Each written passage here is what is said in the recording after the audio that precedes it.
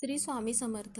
तर बऱ्याच जणांचं काय होतं की एखादा व्यवसाय आहे तर तो व्यवसाय नीट चालत नाही, किंवा तुमचं एखादं दुकान आहे त्यामध्ये प्रगती होत नसेल, तर मग होळीच्या दिवशी काय करायचं आहे.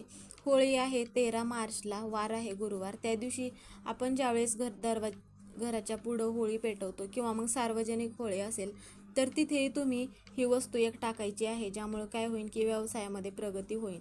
तर एक नारळ घ्यायचा आहे, तो नारळ न सोललेला घ्यायचा आहे.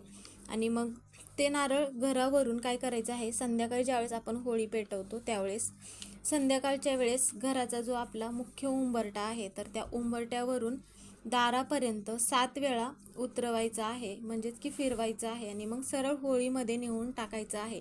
जाताना मागे वळून बघायचं नाही, किंवा येताना पण मागे वळून बघायचं नाही. रस्त्यामध्ये थांबायचं नाही. घरी आल्यानंतर बाहेरच हातपाय धुवायचे आहेत आणि मग घरात प्रवेश करायचा आहे. श्री स्वामी समर्थ.